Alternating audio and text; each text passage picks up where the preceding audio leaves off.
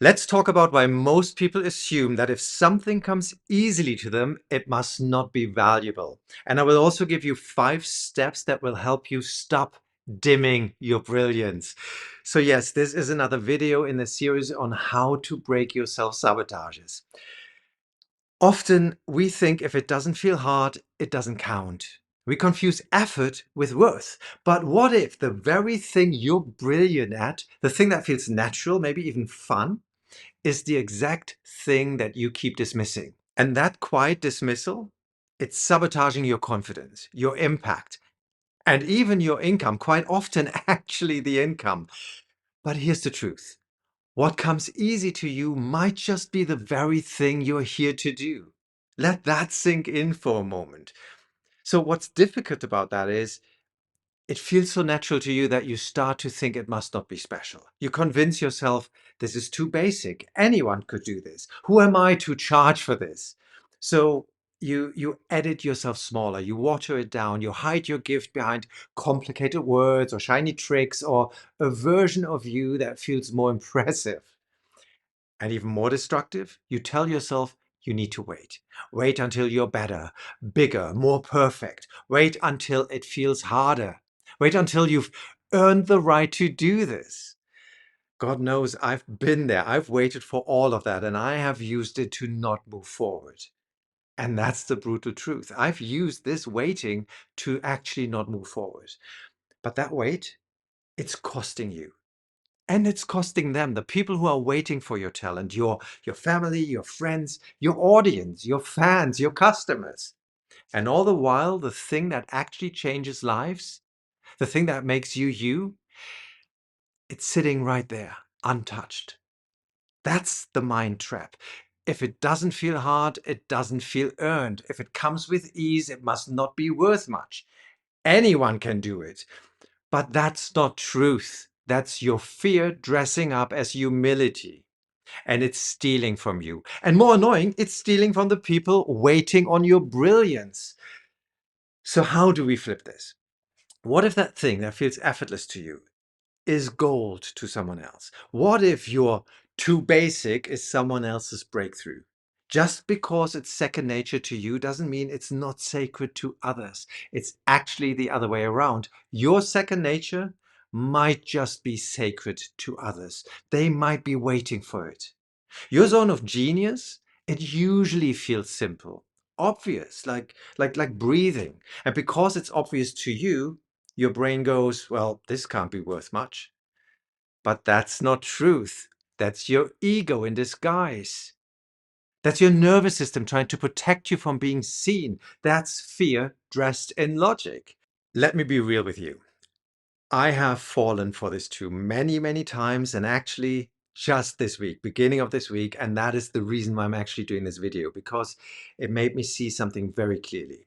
So this week, I gave a virtual talk to the leadership team of one of the biggest supermarket chains here in Germany. It was the 6th time I'm doing this talk for them. And right before I go onto that virtual stage, so this is happening online, I caught myself thinking, this is too basic. They've probably heard all of this before. Maybe I should add something flashier. Surely all of the other speakers are more advanced than me. Does that sound familiar? Now, I've been doing this work long enough to know when it's my monkey mind, my demons talking, yapping away, and I know not to pay too much attention to them. But yes, they do pop up for me as well. The difference is I just already know not to listen to them too much. I already know they're not true. But here's the kicker. I still stepped onto that stage. I still gave that talk. I reminded myself that they hired me again, so there must be a reason. And I gave it not from a place of proving, but from presence. Because I know the power of showing up, even when the doubts are whispering. But then, during a coaching session with one of the participants just afterwards, she said, I have been with this company for over 3 decades, and this is the best talk I've heard here. And apparently she wasn't the only one saying this. And meanwhile, I had been second guessing the whole thing, wondering if I was being too basic. It's that sneaky, even for me. Luckily, I've learned not to believe everything I think, to not listen to the monkeys and still be present and deliver. So why am I sharing this with you? Obviously not to big myself up here. There's a reason for this, because I've seen it over and over again with Olympic athletes, million-dollar executives, global creatives, and powerhouse entrepreneurs. It doesn't matter how successful they look on the outside, this belief still sneaks in. If it feels easy, it can't be valuable. I've coached high-level performers, and this pattern still shows up. Not because they're not brilliant, but because they've stopped recognizing the value of their own gift, their own talent. And if they can fall for it, you're not alone if you do too. So how can I break this then, Guido, you might ask? So here are 5 shifts that will help you stop dimming your brilliance. Number 1, catch the thought. When your mind whispers, this is too basic, anyone can do this, pause.